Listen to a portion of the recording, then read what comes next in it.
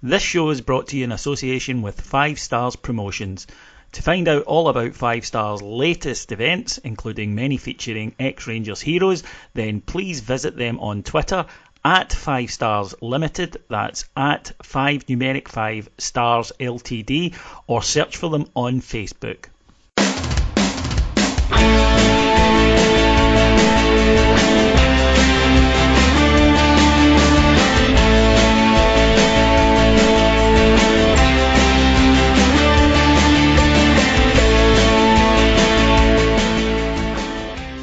Hello everyone and welcome to Heart and Hand Extra, the Heart and Hand podcast where we look ahead to the weekend's fixture and see what Rangers are up to. And won't it be great to have Rangers back after 2 weeks of inaction for the last international break of the year. Joining me to discuss how some of our players got on the international break as well as looking ahead to the trip through to Lanarkshire at the weekend is James Forrest. Hello James. David, good afternoon, and I would like to wish all of our listeners a happy end of international break. Yeah, it's been a long one. I think 3 is a lot in a short space of time, but you take what you can from the international break, and from our point of view, a few of our players had a pretty decent international break. Stephen Davis set the outfield midfielder caps record for a British player. Of course, missed the penalty against Holland, but overall, I think we need to look at his magnificent achievement there and still in a playoff. Ryan Jack turned Scotland into winners pretty much single-handedly, in my opinion, by his midfield performances. 2 wins for them. Of course, that was a wee bit too late to salvage anything for Scotland, although you never know with this Russia doping thing that seems to have come to light. Ryan Jack maybe strutting his stuff, but again, there's a playoff place available. Borna Barisic and Philip Helander, they booked their places at the Euros next year. But the one I wanted to talk to you about, James, you spoke to a Colombian journalist because I don't think it's ever a good idea to trust the Scottish press on their opinions on Alfredo. And this was, of course, the international spell that saw him get his first goal for his country as he got a last-minute winner for them. What's the feeling about Alfredo in Colombia? Yeah, so I thought it would be better to get the views of someone who is based in Colombia rather than take the views of Fergal or Seamus regarding the Colombian striker. He's talking about Alfredo as being very much an exciting prospect. Colombia definitely has a rich vein of forwards to choose from. He certainly feels that the number one guy for that position at the moment is Duvan Zapata, a player that you and I will know quite well from our Serie A watching. But he's certainly in the mix, Alfredo. Even with someone like Radamel Falcao there, he's seen as more of a kind of, this is a swan song for him, really. And Morelos really has a great opportunity to get into the squad for the Copa America, which is happening again next summer, which Colombia are co-hosting. So it's a really, really exciting opportunity for him there. But the guy's name's Simon. He's been living out in Colombia for a good while now. So he really is good value in terms of looking up his past, Alfredo and whatnot, and where he grew up and whatnot, and people's perceptions. And if you want to listen to that full podcast, then simply subscribe to our Patreon page. Yeah, I think they see him as a project, don't they? I mean, he's young, and they don't expect Alfredo to go in and start banging in goals for that. They'd love him to, of course, but they understand that it'll take a few appearances.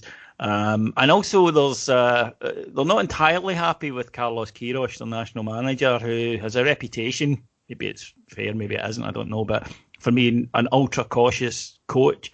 And I watched Alfredo the first of his tournament, the one that he got the goal in. And if some of the more senior players would occasionally pass the ball, talk about trying to walk the ball into the net. Cuadrado was very, and Luis Muriel, good players, but very bad for dominating the ball. But he did, he kept at it, and then in the last minute got his reward. Header come back off the keeper, and he was able to bundle it over the line, and that'll be huge for him. And again, James, Alfredo is all the things that people said, well, he doesn't do this, or he's never done that. He's doing them all. Now, there is, of course, one big caveat that's thrown against him. He'll get 2 opportunities in December to put that one right as well. But he's ticking a lot of boxes this season. That's been the theme of his season, really, is that box ticking exercise. He's scored at Hampden, he's scoring, in the Europa League. He's got 11 goals in Europe already this season. Now, granted, we've had 4 qualifiers to go through, but that's still remarkable. He's one of the best performing forwards in the whole Europa League. He is scoring goals for fun domestically. He's really, really come on leaps and bounds, and he's only going to get better as well because he is still young and he is still learning, and he's using the experience of guys like Jermaine Defoe, of guys like Steven Gerrard even, and he's really soaking all of that in, and you can see that is plainly obvious when you watch him on the field. So there's still things that he needs to do, as you alluded to, absolutely, and we certainly hope that he's going to do that in what is going to be a huge month for us this December. I can't think of a more important month for our club in a very, very long time on the football. Time. Yeah, so it's exciting to see that. But if he's continuing to show the form that he has been over the last 3 months at least, then I feel very, very confident having him at the very top of that. Yeah, me too. And I think it's something that we maybe forget because we're not the most passionate about international football. Generally, there are huge Scotland fans among the Rangers support, absolutely. But generally speaking, it's not what it was. I mean, when I was a kid, it was far more passionate, and I think that there is a sheen of disinterest atop most Rangers fans' views of the Scotland team. But we shouldn't be blinded by how important it is to some of our players, like Barisic, like Helander, like Morelos, that they can come here, do well, and get into their national sides. It's huge to them. And I think that by doing so and being successful with us, it does help us in the transfer market a great deal, because we can say to players, well, look, you come here, you get to work with Steven Gerrard, and that's big. That's very big for this generation of players, but you also get to play in the Europa League, you get to test yourself, you get noticed there. That's where coaches will look at, national coaches will say, okay, the Scottish League maybe isn't the strongest, but they're playing under high pressure every week where they have to win, and then they're going into Europe and performing. So it does have a long-term benefit for us if our players are getting into the national teams and then thriving when they get there. There's many different aspects of a football club that you need to sell to a player. Now, we at Rangers, we've got one of the largest fan bases around, so that in itself should be a massive selling point. But to have those other factors like the Steven Gerrard factor, but also looking at what guys can then do for the country. We had 3 Rangers players qualify for the Euros: Barisic, Helander, Kamara. We've had Stephen Davis break a caps record. Ryan Jack is improving his national side's midfield. Alfredo Morelos has got his first goal for Colombia. When's the last time we've had an international break where so many of our players have done really, really great things? It seemed like something like that was so far away for us not that long ago, and yet that's I think a massive sign of how we have really come on the last 2 years, even 18 months. It's really, really heartening. So as much as the international break does take away our opportunity to see Rangers, it does open other people's eyes up to, all these players doing that, and they all play for that club. Something good must be going on there. No, definitely, and as I say, it doesn't make it any easier when we are kind of trudging our way through it, but it is a benefit to take out of it. And moving forward, then Rangers entering, as James alluded to, one of the most crucial spells that we've faced in years. We have 10 games in 5 weeks, including a cup final, including what could be decisive European games to get us to the last 32 of the Europa League, and including every league match as a crucial one. We will need to use the squad, I think. I mean, it'd be nice if we could say, right, we'll just go with this 11, but it's highly unlikely. There's going to be different sides, different setups required for different matches.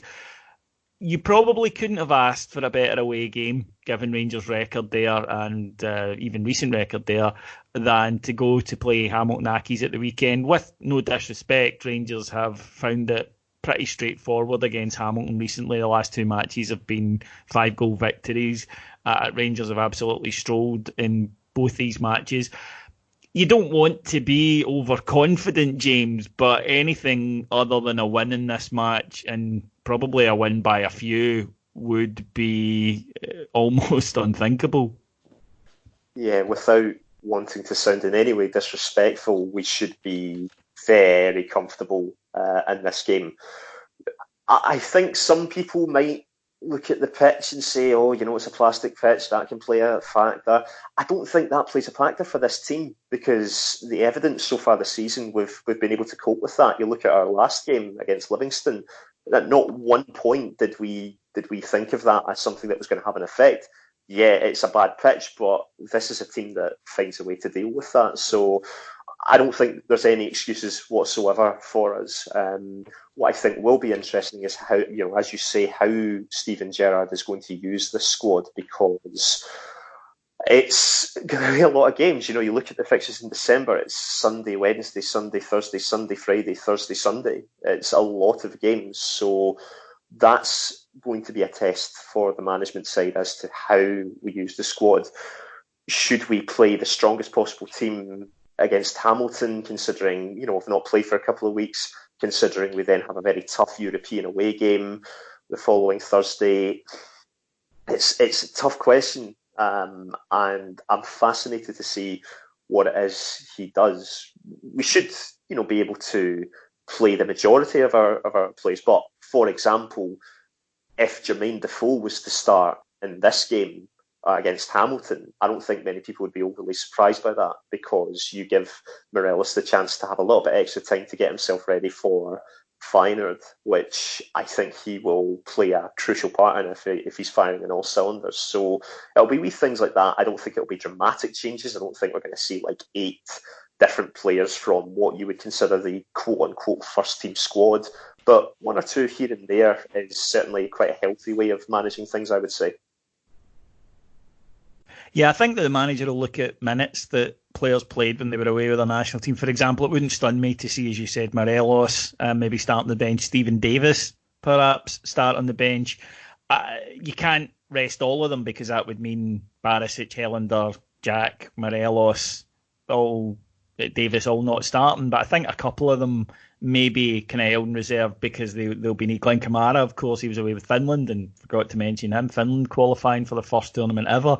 They go off to the Euros next summer. So some of them will need to be used, but it is an opportunity for guys to come in. And this, we still have the likes of Ryan Kent. He's done another 2 weeks to work on his fitness. We know that injury he got against Livingston held him up, but he was back and starting to show exactly why we're so excited to have him back. Jermaine Defoe, perfectly, we're all perfectly happy that he can come in for a match like this, and confident that he'll go and he'll get goals. But I think that you will see a couple of them rested. My bet would be Barisic will play, because we're not exactly overstocked with options in the left back area at the moment, although John Flanagan is coming back to full fitness. And that will give us options. James, give me a prediction for the match at the weekend. In terms of scoreline, I think it will probably end up being a 3-0 to Rangers. I think we will, it will maybe take us a little bit of time, as it always does off the back of an international break, to settle things in. But once we're in our groove, I think a few goals. I can see Jermaine Defoe grabbing a couple again, because these are the kind of games that he's just going to relish. And we'll come out of the game thinking, fairly straightforward. Yeah, I'm going to go for 3-0 as well in this one. I think that I don't expect it to be a sensational performance from Rangers. I think that it does take us usually a wee while to get fully back into our mojo after an international break, and I think it might be the case with this one. But I would be confident that we'll go on and get the victory. Now, James, over the international break, I took the opportunity to go and see the Rangers Colts side, which, as we all know, has been doing very, very well in the Tunnocks Caramel Wafer Cup. I'm not making that up, that's what it's called. They took on Wrexham at Ibrox. And before we get into what was a very enjoyable game and an excellent performance from the youngsters, and I want to highlight a couple of them that may be one on the edges of the first team and one I think that a wee while to go yet, but certainly excites me. Before we get into that, 100 Celtic fans turned up at this match in the Wrexham end. Now, in terms of tragic behaviour, going to see your opposition, I think, at any point and sitting in the away end is a bit sad. Going to see a youth team game and sitting in the away end trying to cause trouble and chanting about the IRA, I genuinely cannot understand the mindset of people who do this. But thanks very much for the tenner, folks, because that's how much it was to get in. So, we appreciate the money. But seriously, what the is wrong with these people? Is there a kind of special relationship that Celtic and Wrexham have of any kind? I can't probably really they've got a special relationship with every club in the world, so probably. Yeah, that may well be the case then, but yeah, imagine that's how you live your life. I really wanted to go to this game, but unfortunately I had a pesky nephew at his first birthday party that Saturday, so I couldn't quite. You should have went. He's not going to remember it. He's won. I know, not necessarily him though. That was the problem. It was more my sister. So that was because you could have said later on. When he said to you in years to come, you should have went, "Oh no, I was there." Yeah. I did bring my scarf just in case because they live not too far from the stadium, so just in case I was able to think of an excuse to kind of sneak away. But nah, it just wasn't to be. But I'm so thrilled that so many people turned out to watch them and show the support, because what they're doing in that tournament is actually really quite remarkable. No Colt team has ever made it this far since the Colts really have been in it. I think this is the third season or something like that the Colts have been in this competition. So they're really, really impressing, and there's players as you say that are really looking the part as well. And Graham Murphy's doing very, very well there. But imagine that's how you live your life on a Saturday afternoon when your team's not playing. You say, I'm going to go to my rival team's youth team match and I'm going to sit and I'm going to chant stuff. And I'm actually going to see them win anyway on top of it. I mean, well done, guys. What a great way to spend. And a dominant performance, actually. It wasn't even close, to be honest. The young team was superb. And obviously, I think the Welsh side thought that we would probably have players of better ability even at that age, but that their knowledge and physicality would see them through. But that wasn't the case. Rangers, to be fair, the two overage players they chose to put in were George Edmondson and John Flanagan, neither of whom are exactly lacking in those departments. And again, I continue to be massively impressed by George Edmondson every time I see him. Yes, it was against Wrexham, I get that, but he's quick, he can pass, he's very strong, he's intelligent, he's good in the tackle, and he's a leader. You could see all of those things.